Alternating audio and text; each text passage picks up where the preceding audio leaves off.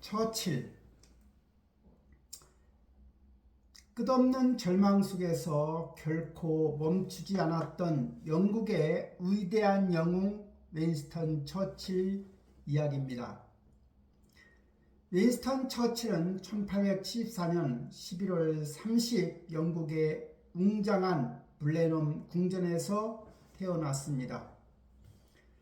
대대로 이어져 온 명문 귀족 가문의 거대한 저택은 수많은 방과 끝없이 펼쳐진 정원을 품고는 있었지만 어린 윈스턴 처칠에게는 그 화려한 공간은 한없이 차갑고 고독한 곳이었습니다.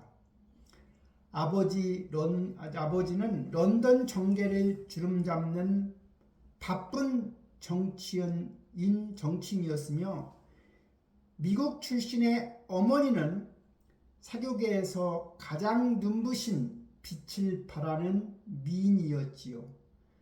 윈스턴의 눈에 비친 부모님은 밤하늘에 떠있는 별처럼 아름다웠지만 결코 손에 닿지 않는 먼 존재였습니다. 어머니가 화려한 실크 드레스를 입고 보육방에 잠시 들를 때면 방 안 가득 은은한 향수 냄새가 퍼지며 환해지는 것 같았지만 그 따스함은 너무나 짧게 끝이 났습니다. 부모님은 항상 바빴고 어린 아들의 이로움에는 철저히 무관심했지요. 윈스턴은 창밖을 바라보며 마차바퀴가 자갈밭을 구르는 둔탁한 소리가 들리기만을 하염없이 기다리곤 했습니다. 그의 가슴 속에는 채워지지 않는 깊은 갈증, 애정에 대한 지독한 결핍이 조용히 뿌리를 내리고 있었습니다. 그 차가운 궁전에서 어린 윈스턴의 얼어붙은 마음을 녹여준 유일한 사람이 있다고 하면 그는 유모 에베레스트 부인이었습니다. 그녀는 언제나 따뜻한 품을 내어 주었고 아이의 서툰 투정도 부드럽게 감싸 안아 주었지요. 윈스턴은 그녀를 친어머니보다 더 깊이 의지했습니다. 밤이 되어 어두운 방에 홀로 누울 때면 알 수 없는 두려움이 밀려왔지만 유모가 곁에서 들려주는 다정한 목소리와 낡은 앞치마의 포근한 감촉은 그를 안전한 세상으로 인도했지요. 하지만 유모의 헌신적인 사랑만으로는 부모의 거대한 빈자리를 온전히 채울 수는 없었지요. 특히 그가 존경에 맞지 않는 아버지의 인정은 어린 윈스턴이 세상에서 가장 간절히 원하는 단 하나의 보물이었습니다. 아버지는 항상 엄격하고 냉담했고 아들을 자랑스럽게 여기지도 않았습니다. 7살 무렵 시작된 기숙학교 생활은 그에게 또 다른 지옥이었습니다. 엄격한 규율 속에서 조금이라도 규칙을 어기면 회초리가 살갗을 찢는 무자비한 체벌이 가해졌지요. 윈스턴은 부모님께 눈물로 젖은 편지를 썼지요. 제발 저를 보러 와 주세요. 아빠. 하지만 우편함은 언제나 텅 비어 있었습니다. 아무런 답장도 받지 못한 소녀는 이불을 뒤집어 쓴 채 숨죽여 울곤 했지요. 철저히 버려졌다는 절망감은 훗날 그를 평생 괴롭힐 이로움과 우울의 씨앗이 디어 가슴 깊은 곳에서 자리를 잡았습니다. 훗날의 처칠은 자신의 영혼을 갉아먹는 이 지독한 우울증을 가리켜 검은 개라고 표현했지요. 누구에게도 온전히 사랑받지 못한다는 유년기의 뼈아픈 상처가 만들어낸 어두운 그림자였던 겁니다. 이로움과 반항심은 그를 고집불통의 말썽꾸러기로 만들었지요. 아테네와 수학 같은 정규 과목에는 전혀 흥미를 윈스턴은 느끼지 못했고 성적은 항상 바닥을 맴돌았습니다. 선생님들은 그를 구제불능이라고까지 여겼지요. 하지만 윈스턴의 마음 깊은 곳에는 그 누구도 보지 못한 단단한 불꽃이 숨어 있었던 것도 사실입니다. 아무도 자신을 인정해주지 않는다면 스스로를 증명해 보이겠다는 맹렬한 오기가 자라나기 시작했습니다. 어느 날 아버지가 우연히 윈스턴의 방에 들어왔을 때 소녀는 1500개의 납인형 병정들을 차가운 바닥에 내려놓고 진지하게 전투 진영을 짜고 있었지요. 아버지는 놀란 눈으로 그 정교한 백치를 한참 동안 내려다보았습니다. 그리고 처음으로 관심을 보이며 물었습니다. 너는 커서 군인이 되고 싶으냐? 윈스턴의 심장이 거세게 뛰기 시작했습니다. 그는 마른 침을 꿀꺽 삼키며 망설임 없이 대답했지요. 네, 그렇습니다, 아버지. 아버지가 고개를 끄덕이고 방을 나선 후 소녀는 세상을 다 가진 듯한 벅찬 환희를 느꼈습니다. 굳게 닫혀있던 문 너머로 멀어지는 아버지의 구두 발소리를 들으며 그는 작은 두 주먹을 꽉 쥐었습니다. 바로 그 짧은 순간의 시선, 그 작은 인정이 윈스턴의 운명을 결정지었습니다. 부모의 무관심이 남긴 깊은 상처와 결핍은 이제 그가 세상을 향해 무모할 정도로 돌진해서 스스로 영웅이 되게 만드는 가장 강력한 원동력이 되어가고 있었습니다. 소년 시절의 그 작은 인정은 윈스턴의 가슴속에 꺼지지 않는 불꽃을 피웠지요. 18살이 되던 윈스턴은 마침내 샌드퍼스트 육군사관학교에 입학했습니다. 흙먼지가 날리는 연병장과 화약 냄새가 진동하는 훈련장은 그에게 더없이 완벽한 무대였지요. 무거운 소총의 차가운 금속 질감을 손끝으로 느끼며 그는 매일 땀방울을 흘렸습니다. 지독하게 그를 괴롭히던 라틴어와 수학 대신에 전술과 승마를 배우는 시간은 그의 피를 끓게 만들었습니다. 윈스턴은 오직 한 가지 생각뿐이었습니다. 훌륭한 장교가 되어 아버지 앞에 당당히 서는 것, 그리고 마침내 자랑스러운 내 아들이라는 말을 듣는 것이었습니다. 제복을 입고 거울 앞에 설 때면 그는 훗날 아버지와 함께 나란히 정계를 누비며 대영제국을 이끄는 찬란한 미래를 상상하곤 했지요. 하지만 운명은 그에게 그토록 간절했던 기회를 허락하지 않았지요. 윈스턴이 20살이 되던 1895년 어느 추운 겨울날 아버지 랜돌프 처칠이 45이라는 젊은 나이에 세상을 떠났습니다. 런던의 거리에 차가운 비가 내리던 날이었지요. 아버지 관이 차가운 흙 속으로 내려가는 모습을 지켜보며 윈스턴은 숨이 멎는 듯한 고통을 느꼈습니다. 그것은 단순한 슬픔이 아니었지요. 평생을 갈구하던 단 하나의 빛, 아버지를 기쁘게 해주겠다는 유일한 삶의 목표가 산산조각 나는 순간이었습니다. 장례식장의 무거운 침묵 속에서 그는 검은 상복을 입은 채 하염없이 눈물을 흘렸습니다. 아버지는 마지막 순간까지도 그에게 따뜻한 미수 한 번 온전히 내어주지 않은 채 영원한 침묵 속으로 떠나버렸습니다. 그 텅 빈 상실감 사이로 어린 시절 보육방에서 느꼈던 지독한 고독의 그림자가 다시 스멀스멀 피어오르기 시작했지요. 아버지의 갑작스러운 죽음은 청년 윈스턴의 내면에 깊고 어두운 공포를 심어놓았습니다. 우리 가문의 남자들은 일찍 죽는다. 나에게도 시간이 얼마 남지 않았다. 이 불길한 확신은 그의 영혼을 옥죄었습니다.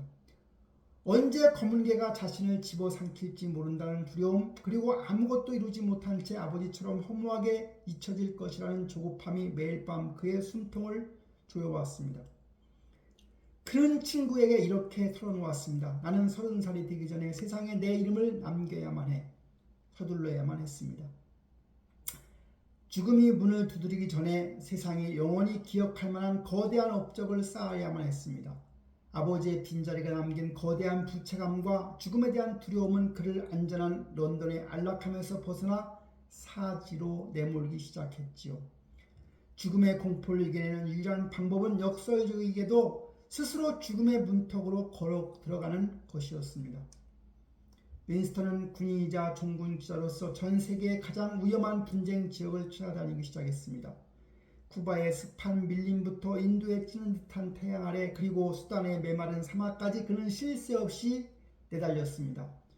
인도 북서부 국경지대에서 전투가 벌어지던 날 그의 뒷가로 총알이 날카로운 파차름을 내며 스쳐 지나가기도 했죠. 바로 옆에 있던 동료가 피를 흘리며 쓰러지는 끔찍한 순간에도 그는 흙바닥에 납작 엎드리는 대신 백마를 타고 적진을 향해 돌진했습니다. 사람들은 그의 무모한 용기에 경악했습니다. 하지만 그것은 용기라기보다는 살고 싶다는, 그리고 인정받고 싶다는 처절한 몸부림이었을 겁니다. 귓가를 때리는 총성과 매캐한 화약 냄새 속에서만 그는 내면의 어두운 목소리를 잠재울 수 있었던 것이죠. 포탄이 쏟아지는 전장의 창호 속에서 윈스턴은 흔들리는 촛불의 의지에 펜을 쥐었습니다. 피비린내 나는 전장의 묘사와 영웅적인 무용담을 담은 그의 기사는 런던의 신문 일면을 장식하기 시작했습니다. 대중은 죽음을 두려워하지 않는 젊고 매력적인 귀족 장교의 이야기에 열광했습니다. 잉크 냄새가 물씬 풍기는 신문 따발이 런던 거리에 뿌려질 때마다 그의 이름은 조금씩 세상의 빛을 보기 시작했죠. 하지만 그의 가슴 한구석에는 여전히 채워지지 않은 거대한 구멍이 있었죠. 이 정도의 명성으로는 아버지의 거대한 그림자를 벗어날 수 없었습니다. 영국 국민 모두가 우러러볼 수 있고 그 누구도 부인할 수 없는 절대적인 영웅이 되어야만 했습니다. 서서히 커져가는 그의 공명심과 조급함은 곧이어 아프리카 대륙의 남쪽 끝에서 벌어질 거대한 전쟁의 소용돌이 속으로 그를 이끌고 있었지요.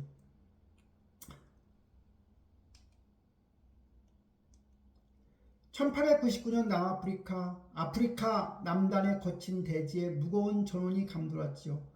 보어 전쟁이 터진 것이지요. 윈스턴은 종군 기자 자격으로 남아프리카를 향하는 배에 몸을 실었습니다. 그의 가슴은 새로운 영웅담을 써 내려갈 수 있다는 강렬한 기대로 부풀어 올랐죠. 하지만 현실의 전장은 그가 런던의 안전한 서재에서 꿈꾸던 영광스러운 무대는 결코 아니었습니다. 그가 타고 있던 무장 장갑 열차가 적군의 매복에 걸려 끔찍하게 탈선하는 사고가 발생했죠. 귀를 찢는 듯한 폭발음과 함께 거대한 쇳덩이가 구겨지며 사방에서 비명이 난무했습니다.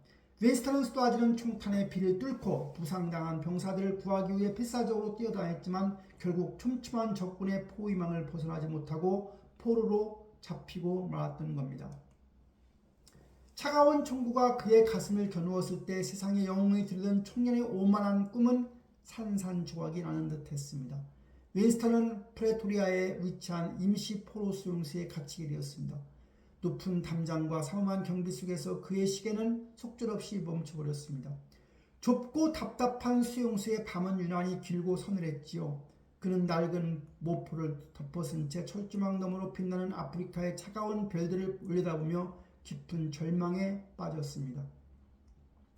아버지의 거대한 그림자를 벗어나 위대한 인물이 되어야 한다는 조급함이 매일 밤 그의 숨통을 짓눌렀지만 현실은 무기력한 포로 신세일 뿐이었습니다.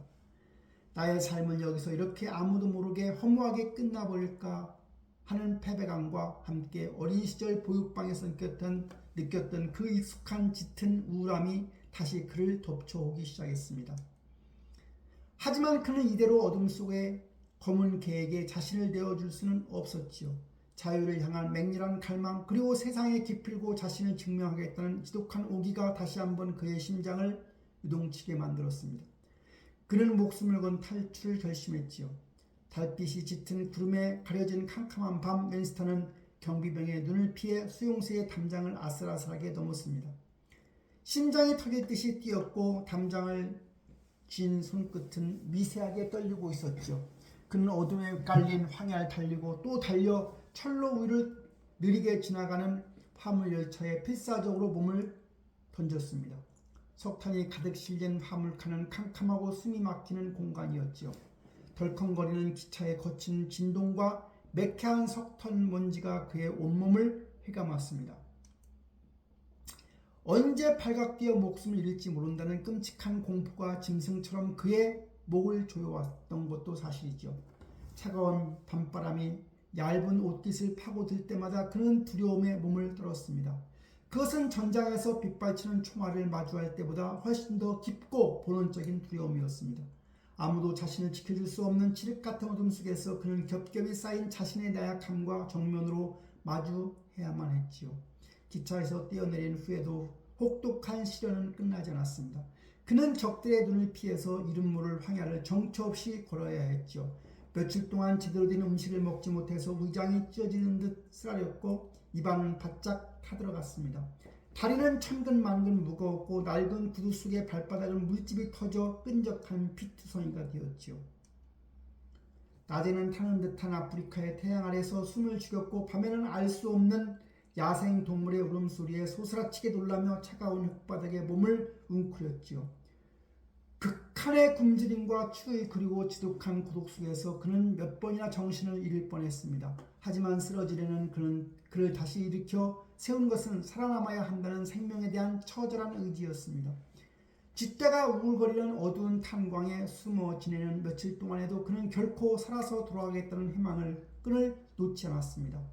끝없는 두려움과 마주하며 걷는 동안 그는 자신이 생각보다 훨씬 더 질기고 강인한 존재라는 것을 뼈저리게 깨닫고 있었습니다.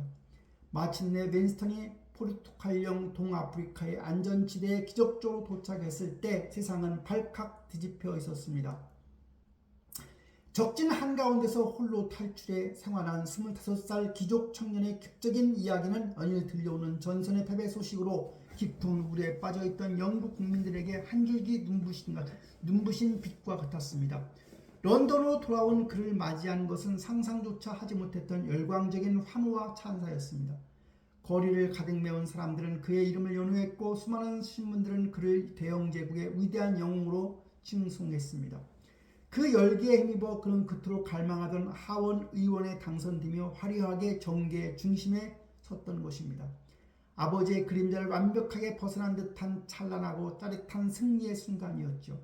하지만 너무 일찍 찾아온 이 거대한 성공은 그의 내면에 위험한 씨앗을 조용히 심고 있었습니다. 자신이 무엇이든 해낼 수 있다는 과도한 자신감, 다른 사람의 조언 없이도 세상을 이길 수 있다는 치명적인 오만이 고개를 들고 있었던 것입니다. 25세 나이에 하원 의원으로 화려하게 정계에 입문한 윈스턴의 발걸음은 거칠 것이 없었습니다.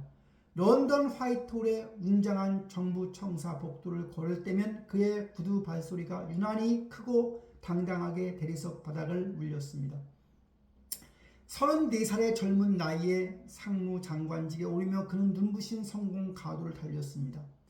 넓은 집무실의 커다란 마호가니 책상에 앉아 산더미 같은 서류에 거침없이 서명을 할 때마다 그는 세상을 자신의 뜻대로 움직일 수 있다는 짜릿한 흥분에 사로잡혔지요. 어린 시절 보육방에서 아버지의 따뜻한 눈길 한번 받지 못해 울부짖던 작고 연약한 꼬마는 이제 어디에도 없었습니다. 사람들은 그의 넘치는 에너지와 화려한 언변에 매료되었지만 동시에 그의 독단적인 태도를 조금씩 불편해하기 시작했습니다. 하지만 윈스턴은 다른 사람들의 수군거림이나 우려 섞인 시선 따위는 전혀 신경 쓰지 않았지요. 자신만이 대영제국을 위대하게 이끌 수 있다는 굳건한 믿음은 그를 오만한 자만의 늪으로 서서히 끌어당기고 있었지요. 거침없이 질주하며 위태롭게 흔들리던 그의 삶에 찾아온 유일하고 따뜻한 안식처는 클레멘타인 호지오와의 운명적인 만남이었습니다. 1908년의 맑은 늦여름 날 눈부신 햇살이 쏟아지는 아름다운 정원에서 윈스턴은 클레멘타인의 손을 조심스럽게 마주 잡았습니다.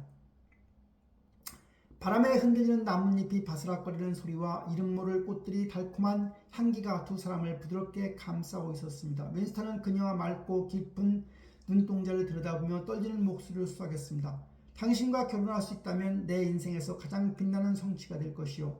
클레멘타인이 수줍게 미소를 지으며 고개를 끄덕이던 그 찰나의 순간 그는 평생 자신을 쫓아다니던 서늘한 고독과 짙은 어둠이 스스로 녹아내리는 것을 느꼈지요. 그녀는 윈스턴의 불안한 영혼을 다독여주는 가장 든든하고 평온한 항구였습니다. 하지만 안락한 가정의 따뜻한 품조차도 그의 피 속에 들끓고 있는 야심과 인정받고자 하는 끝없는 갈망을 완전히 잠재울 수는 없었지요. 1911년 37살의 윈스턴은 마침내 대영제국의 심장이라 할 수 있는 해군 장군의 자리에 올라가게 되었습니다. 템스 강변에 위치한 해군성 건물에서 그는 날마다 거대한 전함들의 복잡한 설계들을 들여다보며 밤을 지새웠습니다. 창문을 열면 짭조름한 바다 냄새가 런던의 안개와 섞여 들어왔고 육중한 강철이 내뿜는 차가운 쇠 냄새가 그의 집무실을 가득 채우는 듯 했습니다. 그는 낡고 오래된 함선들을 최신식 거대 전함으로 교체하고 해군의 연료를 석탄에서 석유로 바꾸는 혁신적인 작업을 거세게 밀어붙였습니다. 전 세계의 바다를 호령하는 거대한 무적 함대들이 오직 자신의 지휘 아래 일사불란하게 움직인다는 사실은 그의 가슴을 벅찬 환희와 터질 듯한 희열로 가득 채웠습니다. 아프리카의 어두운 수용소에서 목숨을 잃을까 두려움에 떨던 나약한 청년은 더 이상 존재하지 않았지요. 이제 그는 세계에서 가장 강력한 군사력을 지하는 권력의 아찔한 정점에 서서 세상을 내다보고 있었습니다.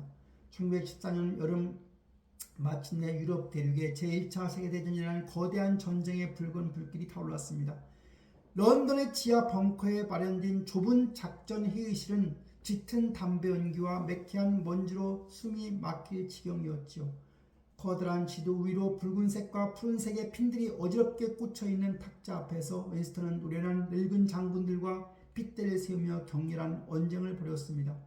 한 나의 지긋한 제독이 작전의 치명적인 위험성을 경고하며 신중함을 요구했습니다. 장관님, 지금은 무리한 선제 공격보다 함대를 보호하며 적의 동태를 차분히 살펴보아야 할 때입니다. 윈스턴은 제독의 말을 매몰차게 자르며 차갑고 날카롭게 쏘아붙였습니다. 전쟁은 기다리는 자가 아니라 과감하게 공격하는 자가 승리하는 법이요. 그는 타인의 오랜 경험과 진심 어린 조언을 철저히 무시했습니다. 오직 자신만이 승리로 가는 유일한 길을 완벽하게 알고 있다는 맹목적인 확신이 그의 눈을 가리고 길을 단단히 막아버렸지요.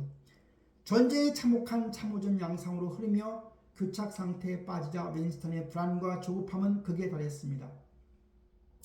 그는 지루하고 끔찍한 소모전에서 벗어나 단번에 전쟁을 끝낼 극적이고 화려한 승리가 절실하게 필요했습니다. 어느 깊은 밤 촛불이 위태롭게 일렁이는 어두운 집무실에서 그는 다르달레스 해협이 그려진 지도를 뚫어지게 내려다보았습니다. 지중해의 좁고 험난한 바닷길을 통과해 적국의 심장부인 트리기에를 직접 타격한다는 대담하고도 무모한 계획이 그의 머릿속을 가득 채웠습니다. 거센 비바람이 창문을 거칠게 때리는 밤이었지만 그의 귓가에는 오직 승전부를 알리는 화려한 나팔 소리만이 환청처럼 들려오고 있었습니다. 노련한 해군 참모들이 그 작전의 무모함을 경고하며 결사적으로 반대했지만 그는 콧방귀를 끼며 가랑곳하지 않았습니다. 너무 일찍 그리고 너무 쉽게 손에 넣은 거대한 영광의 달콤함은 그를 치명적인 오만의 늪으로 깊숙이 밀어넣고 있었죠. 그 늪의 캄캄한 끝에서 수만 명의 젊은 목숨을 앗아갈 끔찍한 비극이 입을 벌린 채 그를 기다리고 있다는 사실을 자만심에 완전히 눈이 먼 그는 전혀 알지 못했지요. 1915년 봄 처칠의 야심찬 계획은 드디어 거대한 닻을 올렸습니다. 다르달레스 해협의 좁은 물길을 향해 대영 제국의 자랑스러운 전함들이 짙은 회색 연기를 뿜으며 위풍당당하게 전진했지요. 처칠은 런던의 집무실에서 커다란 지도를 짚어가며 승리의 전부만을 초조하게 기다리고 있었습니다. 하지만 바다 건너 들려온 소식은 승리를 알리는 경쾌한 나팔 소리가 절대 아니고 끔찍하고 참혹한 비명이었지요. 바닷속에 은밀하게 숨겨져 있던 적군의 기뢰들이 연이어 폭발해서 거대한 강철 군함들을 무참히 두동강 내버렸던 겁니다. 귀를 찢는 듯한 폭발음과 함께 차가운 바닷물 속으로 수많은 수병들이 매캐한 화약 냄새와 검은 기름을 뒤집어 쓴 채 비명을 지르며 빨려 들어갔던 겁니다. 처칠의 심장은 철렁 내려앉았고 펜을 쥐고 있던 손끝은 미세하게 떨리고 있었습니다. 그의 맹목적인 오만함이 만들어낸 비극의 서막이 잔인하게 열리고 있었던 겁니다. 바다에서의 뼈아픈 실패를 만회하기 위해 처칠은 갈리폴리 반도의 지상군을 상륙시키는 더 무모하고 절망적인 결정을 밀어붙였습니다. 깎아지는 듯한 험준한 절벽 아래 좁은 해변으로 호주와 뉴질랜드, 영국의 어린 청년들이 상륙정을 타고 밀려들었습니다.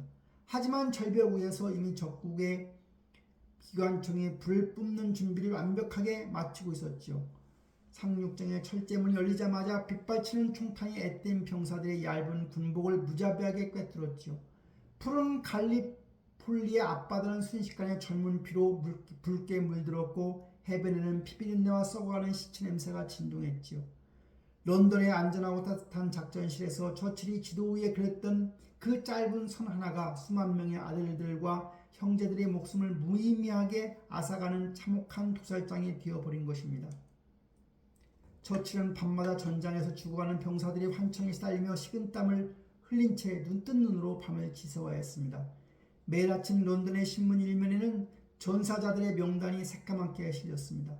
거리를 걷다 보면 검은 상복을 입고 오열하는 어머니와 아내들의 애끓는 울음소리가 끊이지 않았지요.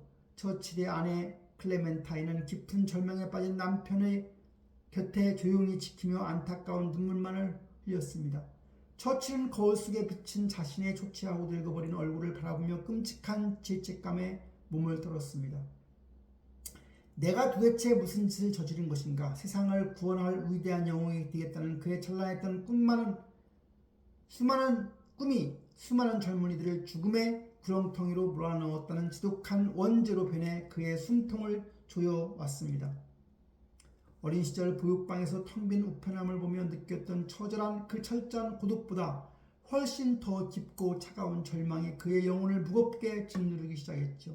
대중의 분노와 정치권의 거센 압박은 폭풍우처럼 몰아쳤고 결국 처칠은 모두 책임을 짊어져야만 했습니다. 1915년 5월 영국의 총리는 그를 차가운 집무실로 불렀지요. 냉랭하고 무거운 공기가 감도는 방 안에서 총리는 건조한 목소리로 입을 열었습니다. 윈스턴 자네는 이제 해군 장관직에서 물러나야 하네. 처칠은 아무런 변명도 하지 못한 채 고개를 푹 숙이고 입술만 깨물었습니다. 한때 그에게 열광하며 뜨거운 환호를 보내던 동료 정치인들은 이제 그를 싸늘한 눈빛으로 경멸하며 고개를 돌렸습니다. 화이트홀의 긴 복도를 힘없이 걸어나오는 그의 등 뒤로 주름 섞인 속삭임이 비수처럼 날아와 꽂혔습니다. 권력의 정점에서 대영 제국을 호령하며 오만에 빠졌던 그는 하루아침에 국가 최악의 재앙을 일으킨 무능하고 수치스러운 실패자로 전락하고 말았던 겁니다. 자신의 짐을 챙겨 해군성 건물을 빠져나오던 날 런던의 우중충충한 하늘에서는 추적추적 차가운 비가 내리고 있었습니다. 처칠은 우산도 쓰지 않은 채 어두운 거리로 홀로 걸어갔습니다. 뺨에 닿은 빗방울의 서늘한 촉감은 그 어느 때보다 차가웠고 그의 텅 빈 가슴 속으로 매서운 삭풍이 불어닥쳤습니다.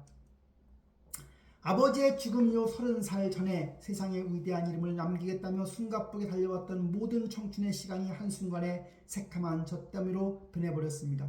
그는 아무도 찾지 않는 텅 빈 방 안에 우두커니 주저앉아 두 손으로 얼굴을 깊이 감싸쥐었습니다.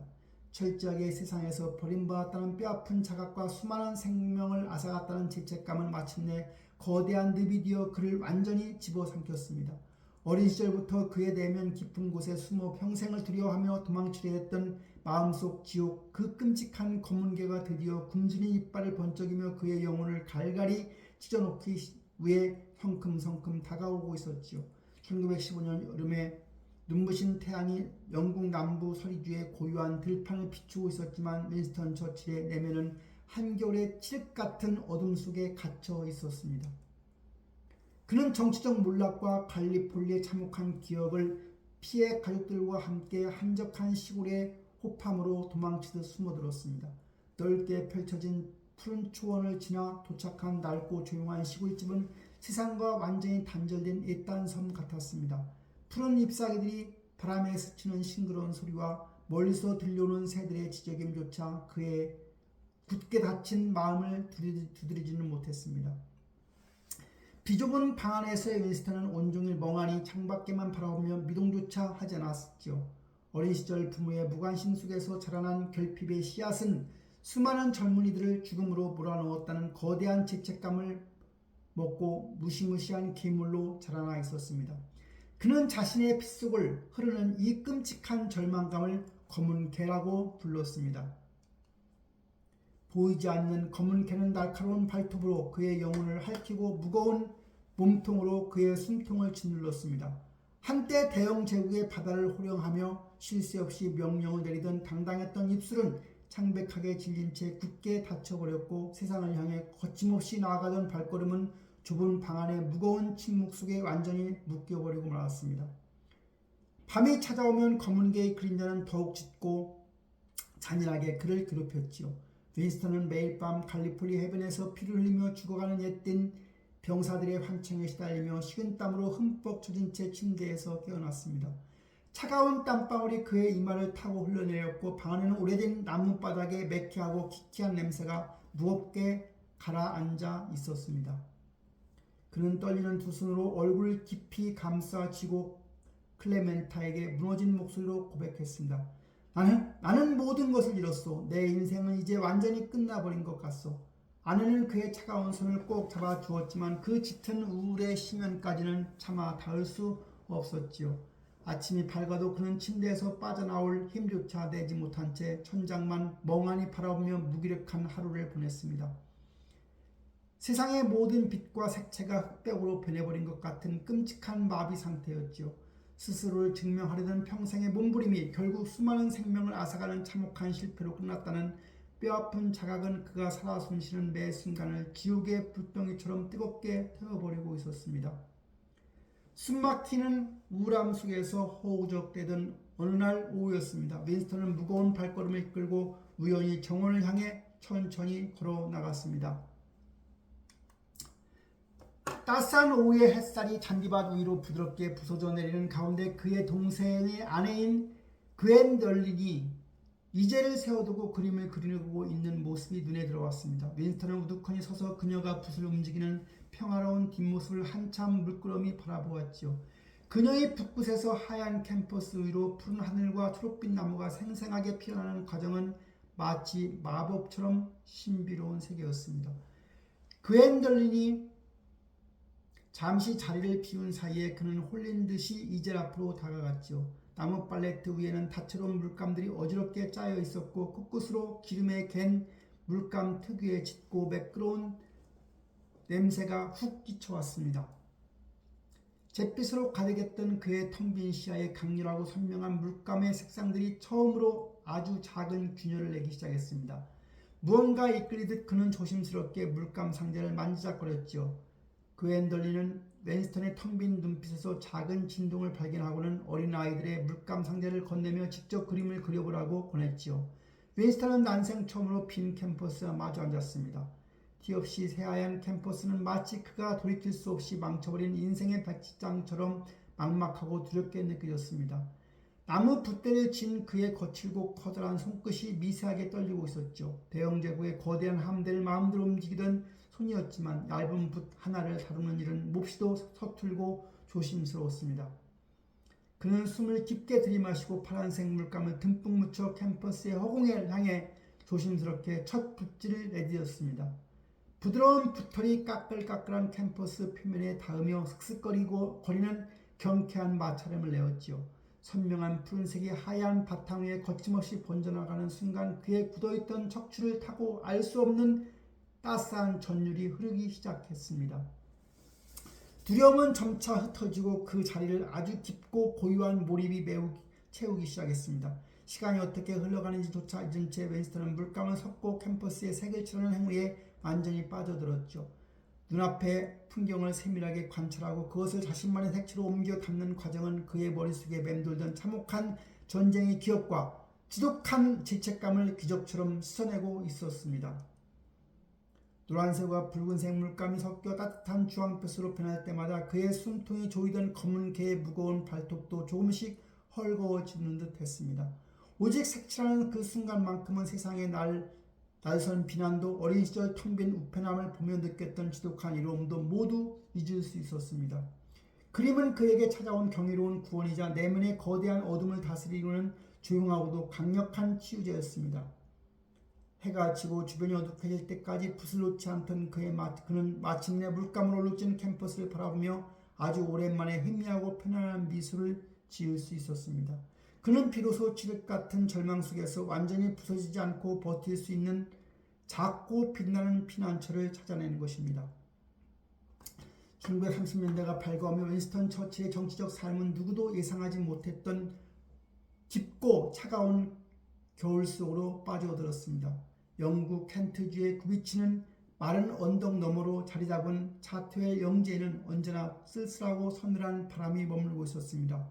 런던의 화려하고 번잡한 정치 무대에서 완전히 밀려난 그는 10년이 넘는 기나긴 세월을 철저한 고립 속에서 보내야만 했지요. 세상 사람들은 이 시기를 가리켜 그가 황야로 쫓겨났다고 말했습니다. 한때 대영제국의 중대사를 결정하며 쉴 새 없이 울려대던 화이트홀의 전화기들은 앞속이나 한 듯 싸늘한 침묵을 지켰습니다. 넓은 영지의 정원을 맴도는 것은 오직 마른 낙엽이 바람에 바스락거리는 쓸쓸한 소리뿐이었습니다. 세상 사람들은 그를 시대에 뒤떨어진 늙고 고집스러운 실패자라고 손가락질하며 철저히 예민했지요. 하지만 윈스턴은 텅 빈 서재의 낡은 가죽 의자에 홀로 깊숙이 앉아 창밖으로 떠오르는 짙은 아침 안개를 아주 차분하게 응시했습니다. 젊은 시절 30살이 되기 전까지 세상을 집어삼키려 했던 그 맹목적이고 뾰족했던 오만함은 뼈아픈 실패와 기나긴 고독을 거치며 차갑게 식어내렸습니다.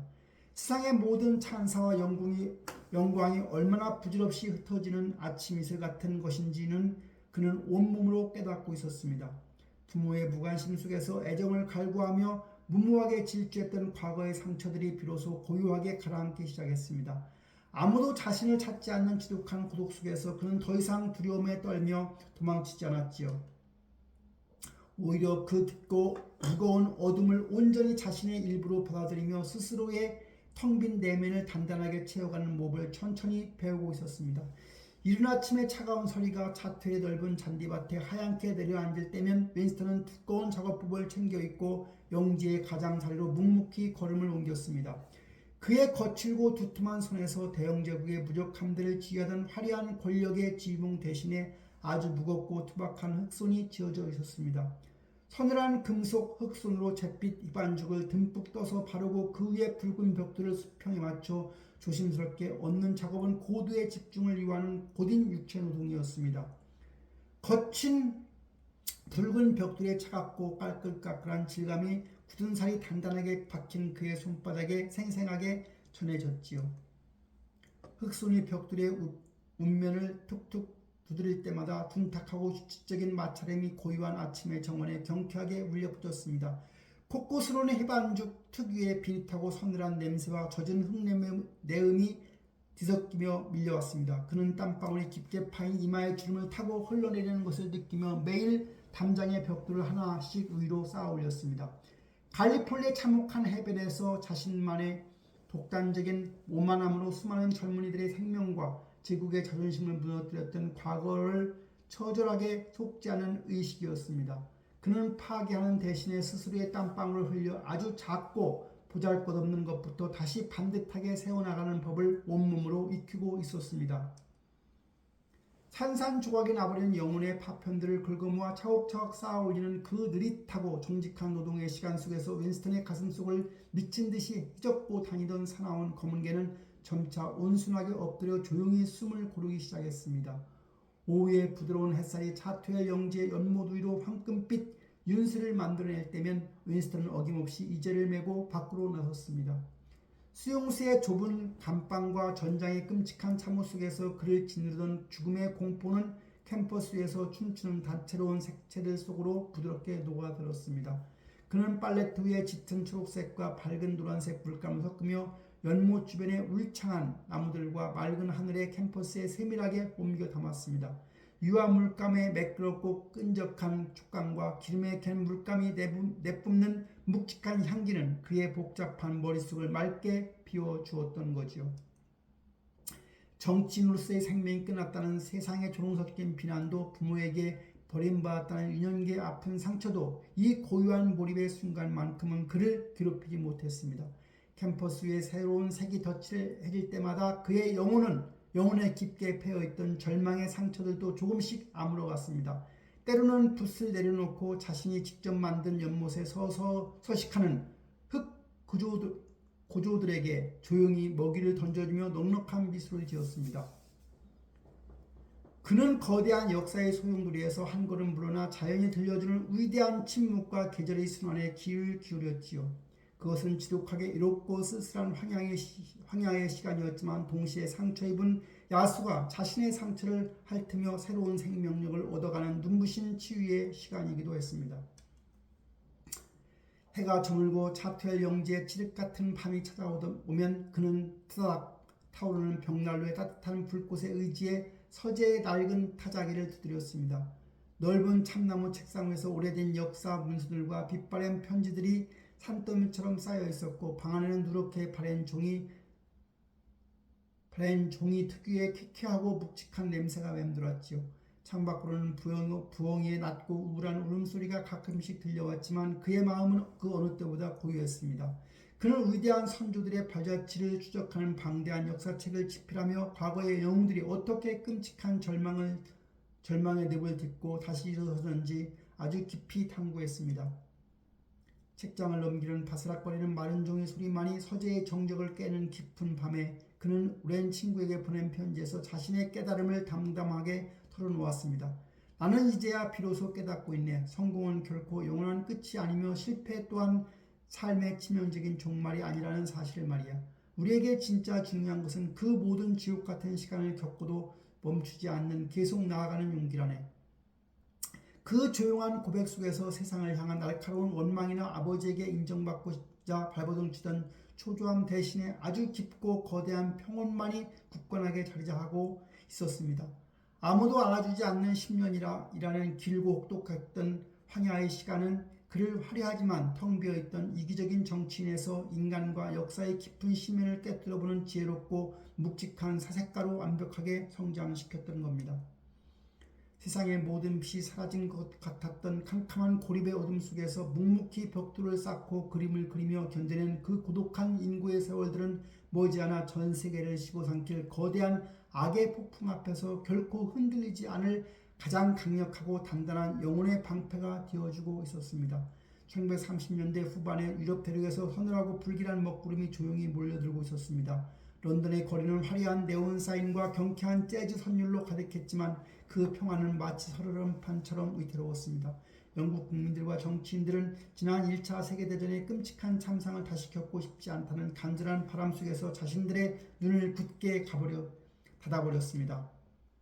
그들은 독일에서 권력을 잡은 히틀러의 광기 어린 연설에 애써 예면하며 얄팍한 조약서 한 장으로 평화를 지킬 수 있다고 굳게 믿었지요. 하지만 차트의 영지의 조용한 서재에서 매일 밤 유럽의 지도를 들여다보며 처칠의 눈에는 다가오는 거대한 폭풍의 실체가 너무나도 선명하게 보였습니다. 그는 낡은 라디오에서 흘러나오는 히틀러의 신경질적이고 날카로운 목소리를 들으며 등골이 오싹해지는 것을 느꼈지요. 평생을 자신의 내면과 자리한 깊고 어두운 검은 개와 치열하게 싸워온 그는 인간의 영혼을 잠식하는 악의 본질을 누구보다 뼛속 깊이 이해하고 있었지요. 타협이나 양보로는 결코 채워지지 않는 포식자의 굶주림을 그는 단번에 꿰뚫어 보았던 것이지요. 처칠은 무거운 발걸음을 이끌고 다시 의사당의 연단에 올랐습니다. 도명 천장 아래로 수백 명의 의원들이 웅성거리는 메아리가 차갑게 울려 퍼졌습니다. 그는 깊게 파인 주름 사이로 비장한 눈빛을 빛내며 무겁게 입을 열었습니다. 여러분은 전쟁과 수치스러움 중에서 수치스러움을 선택했습니다. 그리고 결국에는 다시 전쟁을 맞이하게 될 것입니다. 그의 경고는 절박하게 서늘했습니다. 하지만 의사당을 가득 채운 사람들은 그의 진심을 비웃으며 거칠게 야유를 퍼부었습니다. 그들은 처칠을 전쟁에 미친 늙은 고집불통이라고 조롱하며 싸늘하게 고개를 돌렸지요. 수백 개의 차가운 시선이 비수처럼 그를 찔렀지만 처칠의 마음은 흔들리지 않았습니다. 젊은 시절 사람들의 환호와 박수갈채에 목말라 애정을 구걸하던 나약한 청년은 더 이상 존재하지 않았습니다. 황야의 고독 속에서 벽돌을 쌓으며 단련된 그의 영혼은 이제 세상의 비난 앞에서 깊은 뿌리를 내린 거목처럼 굳건하게 자리를 지켰습니다. 그는 홀로 애로운 싸움을 이어가며 조국이 맞이할 끔찍한 재앙을 막기 위해 쉴 새 없이 경고의 종을 울렸습니다. 결국 처칠의 불길한 예언은 참혹하게 현실이 되어 세상을 덮쳤습니다. 1939년 9월의 어느 우중충한 가을 아침이었습니다. 런던의 하늘에는 무거운 잿빛 구름이 낮게 깔려 있었고 습한 바람이 텅 빈 거리를 스산하게 휩쓸고 지나갔습니다. 라디오의 거친 잡음 사이로 영국이 독일과 전쟁 상태에 돌입했다는 총리의 떨리는 목소리가 흘러나왔습니다. 그 직후 런던 전역을 찢어놓을 듯한 날카롭고 섬뜩한 공습경보 사이렌이 일제히 울려 퍼지기 시작했습니다. 사람들은 공포에 질려 비명을 지르고 좁은 어두운 지하 방공호로 허겁지겁 몸을 숨겼지요. 평화라는 달콤한 환상이 무참하게 깨져버린 자리에는 끔찍한 절망과 두려움만이 피비린내처럼 진동했습니다. 하지만 영국의 모든 심장이 공포로 얼어붙은 바로 그 순간 처칠은 창가에 우두커니 서서 런던의 잿빛 하늘을 아주 차분하고 깊은 눈으로 올려다보았습니다. 그의 가슴 속에는 놀라울 만큼 거대한 평온이 자리 잡고 있었지요. 평생 동안 그를 괴롭혔던 내옥의 내면의 지옥 버림받았다는 두려움과 끝없는 우울의 시간들이 마치 오늘이라는 거대한 위기를 맞이하게 하기 위해 예비된 철저한 훈련처럼 느껴졌습니다. 짙은 어둠 속에 먼저 걸어보았던 사람만이 세상을 거대한 어둠 속 앞에서 다른 이들의 손을 잡아 이끌 수 있다는 법입니다. 국가의 운명이 벼랑 끝에 내몰린 가장 절망적인 순간 영국 국민들은 비로소 자신들을 구원할 유일한 목소리를 찾아 그의 이름을 다급하게 부르기 시작했습니다. 다가오는 거대한 폭풍의 한가운데로 걸어 들어갈 준비를 마친 늙은 영웅의 무거운 발걸음이 마침내 다시 시작되고 있었습니다. 1940년 5월 런던의 거리에서 짙게 깔린 잿빛 안개 사이로 차가운 봄비가 내리고 있었습니다. 65이라는 늦은 나이에 대영제국의 총리로 임명된 윈스턴 처칠은 검은색 가용차 뒷좌석에 깊숙이 기대어 앉아 차창 밖을 들여다보았지요. 자동차 엔진의 낮고 규칙적인 진동이 그의 등줄기를 타고 흘렀고 곳곳으로 빗물에 젖은 아스팔트 특유의 비릿하고 서늘한 냄새가 스며들었습니다. 거리를 지나는 시민들의 굳은 얼굴에는 곧 닥쳐올 거대한 전쟁에 대한 참혹한 두려움이 짙게 배어 있었습니다. 유럽 대륙은 이미 나치 독일의 무자비한 군화 발밑에서 끔찍한 비명을 지르며 짓밟히고 있었고 영국의 운명 또한 벼랑 끝에 아슬아슬하게 매달려 있었습니다. 젊은 시절 해군 장관에 올랐을 때 세상을 다 가졌다고 믿었던 오만하고 치기 어린 청년은 이제 그곳에 없었습니다. 대신에 평생을 끈질기게 괴롭혀온 마음속 검문개와 처절하게 싸우며 지독한 실패의 쓴맛을 온몸으로 견뎌낸 단단한 노인이 자리하고 있었습니다. 그는 불안에 떠는 군중들을 바라보며 가슴 깊은 곳에서 뜨거운 연대감을 느꼈지요. 아무도 자신을 알아주지 않던 길고 애로웠던 황야의 시간 동안 자퇴할 영지에서 묵묵히 흑손을 쥐고 붉은 벽돌을 쌓아 올렸듯 이제는 절망에 빠진 이 거대한 국가의 무너진 마음들을 하나씩 다시 쌓아 올려야 할 때였습니다.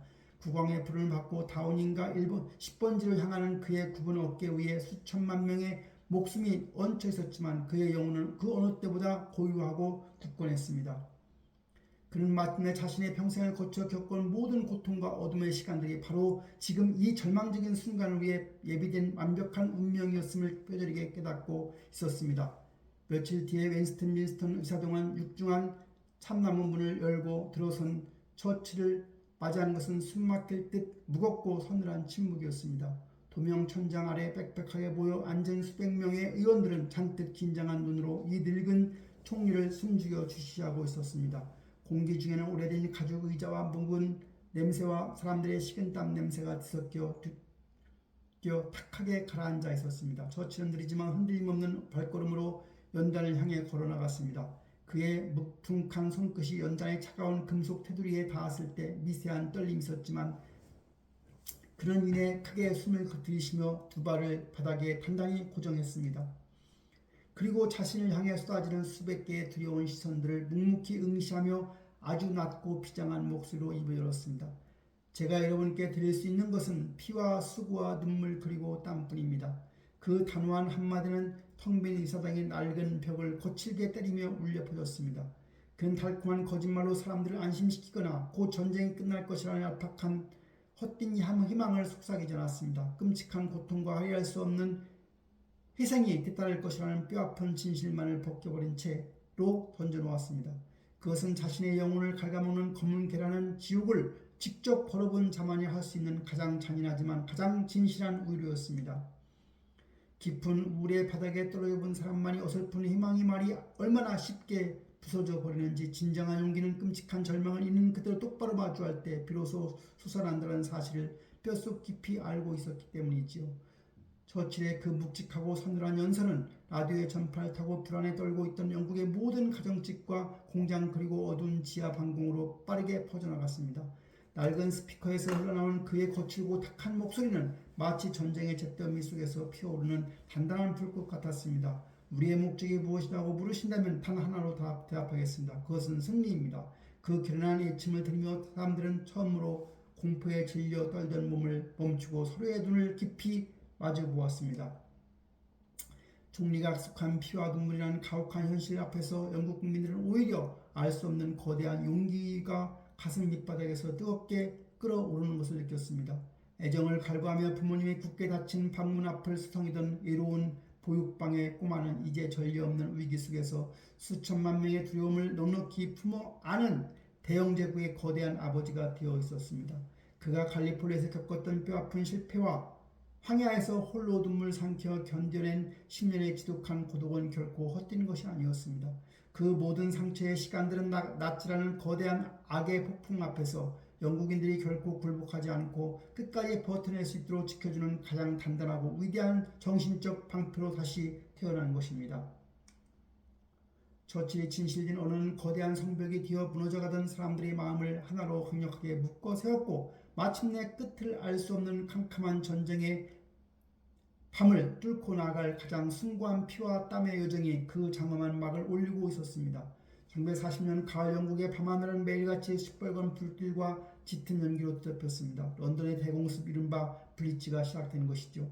해가 지고 템스강 위로 서늘한 어둠이 깔리며 어김없이 런던 전역을 찢어놓을 듯한 날카롭고 험택한 공습경보 사이렌이 피를 말리며 울려 퍼졌습니다.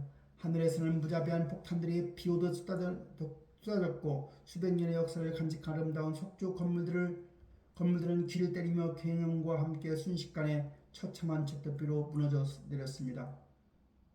처칠은 런던 거리가 내다보이는 좁은 창가에서 그 참혹한 불길을 바라보며 깊은 탄식을 내뱉었습니다. 곧이어 그는 지하 깊숙한 곳에 마련된 비좁고 습한 전시 내각 방공으로 무거운 발걸음을 옮겨야 했습니다.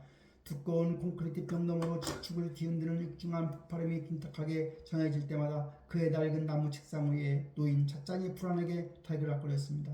밀폐된 벙커 안에서 매캐한 시가 연기와 눅눅한 흙냄새 그리고 겹겹이 쌓인 서류들의 묵은 냄새와 숨이 막히도록 무겁게 가라앉아 있었습니다. 젊은 시절 전장의 사모에서 죽음의 공포에 떨었던 그였지만 이제는 수천만 명의 생명을 책임져야 하는 거대한 짓눌림이 갈리폴리의 끔찍한 기억처럼 그의 목을 강하게 조여왔습니다. 하지만 그의 책상 밑으로 떨리는 두 손을 꽉 쥐며 참모들 앞에서 결코 나약한 모습을 보이지 않았습니다. 동이트고 하늘을 찢던 폭음이 멎으면 처칠은 검은 코트 자락을 여미고 지팡이에 의지한 채 폐허가 된 런던의 아침 거리로 나섰습니다. 무너진 벽돌 무더기 사이로 아직 꺼지지 않는 시커먼 나무 기둥들이 독한 연기를 뿜어내고 있었습니다. 흙먼지가 잔뜩 내려앉은 거리를 걸 때마다 구두 밑창에 밟히는 날카로운 유리조각들이 파열음이 서늘한 아침 공기를 갈랐습니다. 밤새 지하실에 숨어 공포에 떨었던 시민들은 날이 밝자 하나둘씩 거리로 기어나와 산산조각난 자신들의 집을 바라보며 오열했습니다. 하지만 그 참혹한 절망의 한가운데로 흙먼지를 뒤집어쓴 노구의 총리가 걸어 들어오자 믿을 수 없는 일들이 벌어졌습니다. 사람들은 원망과 분노를 쏟아내는 대신에 거친 눈물을 훔치며 그의 곁으로 다가왔습니다. 그들은 늙고 지친 총리의 옷자락을 붙잡고 우리가 끝까지 싸울 수 있게 해달라고 간절히 쳤습니다. 처칠은 묵묵히 그들을 차갑고 더러워진 손을 두 손으로 감싸쥐었고 아무 말 없이 손가락 두 개를 펴서 승리를 뜻하는 V자를 높이 들어 올렸습니다. 아무런 화려한 수식어도 없는 그 투박하고 묵직한 손짓 하나는 폭격으로 무너진 사람들의 가슴에 무엇과도 바꿀 수 없는 강력한 위로와 용기를 불어넣었습니다. 자신의 캄캄한 우울의 기억 속에서 캠퍼스에 색을 칠하며 내면의 어둠을 걷어냈듯 이제는 자신의 상처 입은 영국 국민들이 온전히 기대할 수 있는 단단하고 거대한 희망의 캠퍼스가 되어주고 있었던 것입니다. 처칠의 진심 어린 연대감과 불굴의 의지는 섬나라 영국을 넘어 바다 건너 거대한 세계를 마침내 움직이기 시작했습니다. 그는 미국의 루즈벨트 대통령에게 끊임없는 타전을 보내며 자유세계를 지키기 위한 결박한 도움을 호소했지요. 깊은 밤 고요한 서재의 창밖으로 불어치는 매서운 겨울바람 소리를 들으며 그는 낡은 타자기 앞에서 지독한 수면 부족과 고독한 책임감에 맞서 쉼없이 싸워야만 했습니다. 칠순을 바라보는 늙은 총리의 심장은 종종 불규칙하게 요동쳤고 차가운 공기에 폐렴이 찾아와 호흡을 가쁘게 만들기도 했지만 그는 침대에 누워 온전한 휴식을 취하는 것조차 스스로에게 허락하지 않았습니다. 무거운 짐을 홀로 짊어진 그의 굽은 등 뒤로 가끔씩 마음속에 검은 개가 서늘한 습김을 불어넣으며 덮쳐오했지만 그는 굳게 담은 입술로 그 어둠을 매번 조용히 억눌렀습니다. 마침내 미국의 참전이 결정되고 연합군이 힘을 합쳐 전세를 역전시키며 승리의 발판을 마련했을 때 그는 아주 오랜만에 깊고 편안한 한도의 한숨을 내쉬었습니다. 그는 끔찍했던 피와 눈물의 어둠 끝에서 드디어 승리라는 찬란한 빛이 서서히 밝아오고 있었지요. 하지만 역사의 무심하고 거대한 수레바퀴는 그를 눈부신 승리의 영광 위에 영원히 머물게 내버려 두지 않았습니다. 그의 가장 위대한 운명적 역할은 지륵 같은 어둠의 폭풍우 속에서 길을 잃은 배를 안전하게 이끄는 것이었고, 이제 파도가 잔잔해지면 평화의 시간이 다가오자 시대는 그에게 조용히 등을 돌릴 가혹한 준비를 시작하고 있었던 겁니다. 1945년 5월 마침내 유럽 대륙을 붉게 물들었던 길고 끔찍한 전쟁의 끝을 맺었습니다. 런던의 거리는 축하의 꽃가루가 하얀 눈보라처럼 흩날렸고, 수백만 명의 시민들이 거리로 쏟아져 나와 미친듯이 환호성을 질렀습니다. 묵직하고 서늘한 지하 방공의 탁한 공기 대신 눈부신 초여름의 따스한 햇살과 달콤한 꽃내음이 온 도시를 부드럽게 감싸고 있었습니다. 처칠은 다우닝가의 발코니에 서서 두 손가락으로 V자를 그리며 열광하는 군중들을 향한 미소를 들여다보았습니다. 대형 제국을 거대한 어둠의 구렁텅이에서 건져낸 위대한 구원자로서 그가 누릴 수 있는 가장 눈부시고 영광스러운 정점의 순간이었습니다. 하지만 전쟁이라는 끔찍한 폭풍이 완전히 지나가고 평화롭고 고요한 일상이 찾아오자 영국 국민들의 마음속에 전혀 다른 바람이 불기 시작했습니다. 그들은 잿더미가 된 도시를 재건하고 따뜻한 복지국가를 만들어갈 새로운 시대의 지도자를 간절히 원하고 있었습니다. 상처를 치유하는 평화의 시대에는 피와 눈물을 요구하는 늙은 전쟁의 영웅이 거칠고 무거운 목소리가 더 이상 필요하지 않았던 것입니다.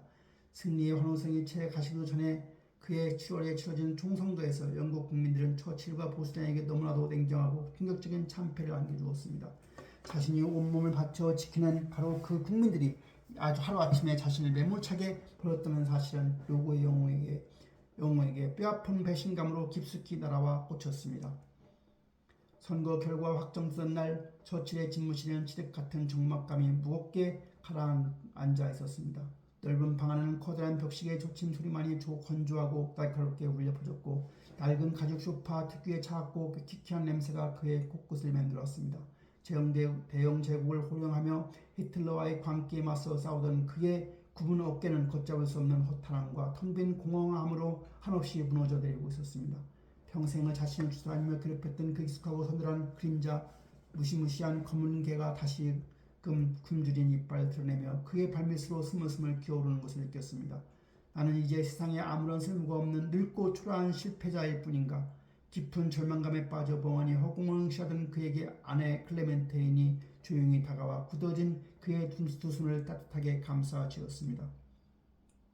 그녀는 깊은 애정이 담긴 부드러운 목소리로 남편의 얼어붙은 마음을 어루만지며 위로했습니다. 여보, 어쩌면 이번 일은 아주 기묘하게 변장을 하고 찾아온 축복인지도 몰라요. 처칠은 아내의 맑은 눈동자를 가만히 들여다보며 스리쓴 미소를 지은 듯 대답했습니다. 그렇다면 지금은 그 축복이 변장을 아주 완벽하게 한 것 같군. 그 짧은 대화 속에서 그는 자신을 무겁게 짓누르던 거대한 억울함과 슬픔이 아주 조금씩 누러지는 것을 느꼈습니다.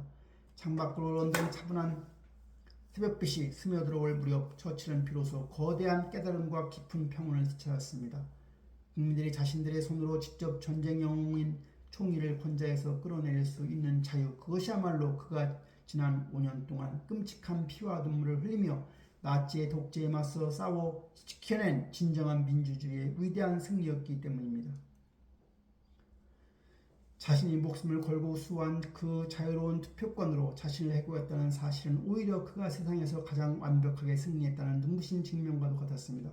그는 총리 관저의 짐을 챙기며 아무런 비련 없이 자리에서 일어났습니다. 며칠 뒤에 다시 찾아간 차텔 영지의 조용한 정원에는 맑고 선선한 바람이 불어오고 있었습니다. 그는 창고에 먼지가 쌓인 채 보관되어 있던 낡은 이젤을 펼치고 익숙한 붓을 들어 캔버스의 맑은 하늘색 물감을 조심스럽게 칠하기 시작했습니다. 기름에 갠 유와 물감의 짙고 매끄러운 냄새가 다시 한번 그의 복잡한 마음을 고요하게 정화해 주었습니다. 젊은 시절 갈리폴리에서 겪었던 그 처절하고 끔찍했던 몰락의 시간과는 완전히 달랐던 것입니다. 이제 그는 세상의 비난이나 매몰찬 실패를 두려워하며 검은 개에게 자신의 영혼을 내어주는 나약한 인간이 아니었습니다. 승리의 영광과 배신감마저 겸허하게 수용하고 자신의 역할을 기꺼이 내려놓을 줄 아는 성숙함을 배운 그는 남은 생에 가장 평온하게 마주할 눈부신 자격을 마침내 얻어낸 것입니다. 1950년대 부드럽고 따사로운 햇살이 차트엘 영지의 푸른 정원 위로 눈부시게 부서져 내리고 있었습니다. 여든을 넘긴 노구의 처칠은 낡은 밀짚 모자를 쓰고 자신이 가장 사랑하는 연못가에 의자를 세운 채 고요히 앉아 있었습니다. 붓을 쥐고 있는 그의 거칠고 커다란 손등에는 세월의 흔적에서 말해주듯 깊은 주름과 짙은 검버섯이 내려앉아 있었지만 캠퍼스를 향해 움직이는 붓끝만큼은 그 어느 때보다 가볍고 자유로웠습니다.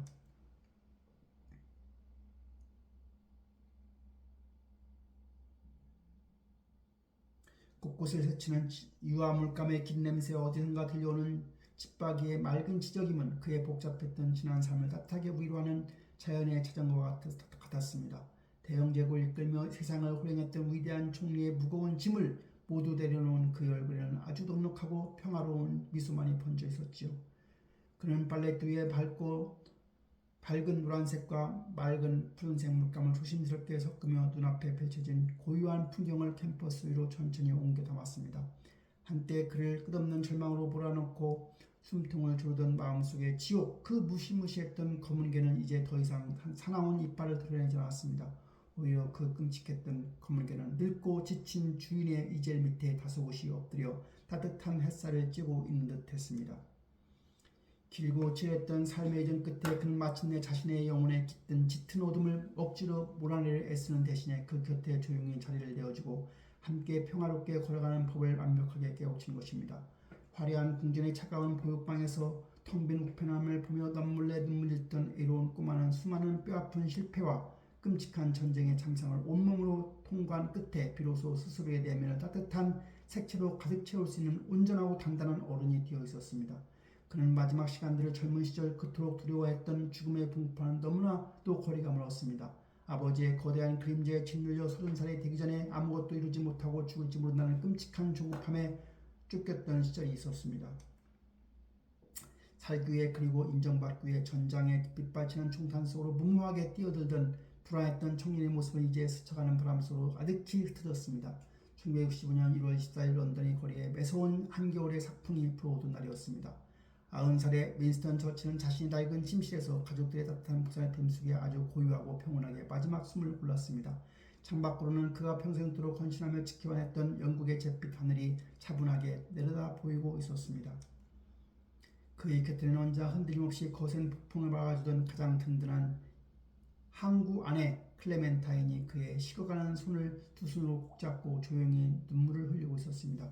평생 동안 그를 쫓아다니며 짓눌렀던 거대한 우울증의 무게도 세계의 운명을 짊어져야 했던 지독한 책임감도 모두 눈 녹듯이 사라진 홀가분한 순간이었습니다. 그는 옅은 미소를 머금은 채 아무런 해안이나 미련 없이 두 눈을 감았습니다. 평생을 걸쳐 치열하게 싸워온 자신의 끔찍한 대민족 지옥 앞에서도 그리고 온 세상을 집어삼키려 했던 나치라는 거대한 이부의 절망 앞에서도 결코 도망치지 않고 끝까지 걸어갔던 한 위대한 인간이었습니다.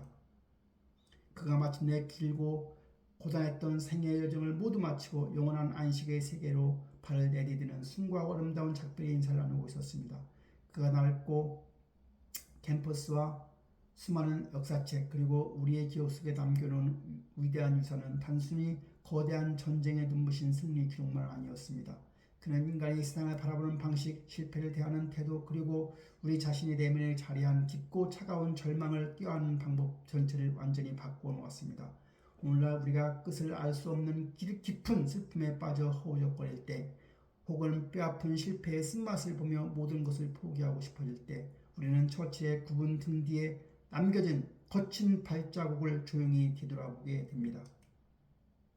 평생을 지독한 우울의 늪속에서 숨막혀 했던 사람, 남몰래 검은 개의 영혼을 뜯기며 밤새 눈물을 흘렸던 참으로 다약하고 불완전한 한 인간이 결국에는 온 세상을 비추는 가장 강력하고 굳건한 빛이 되었다는 사실은 우리에게 벅찬 경이로움과 위로를 안겨줍니다. 성공은 끝이 아니며 실패는 치명적인 것이 아닙니다. 중요한 것은 계속 나아가는 길입니다. 그가 남긴 이 투박하지만 진실된 고백은 지금 이 순간에도 깊은 어둠 속을 이롭게 헤매는 수많은 사람들의 텅 빈 가슴을 뜨겁게 울리고 있습니다. 만약 당신이 지금 캄캄한 지옥의 한 군데를 홀로 지나가고 있다고 느껴진다면 부디 멈추지 말고 그저 계속 걸어가시길 바랍니다.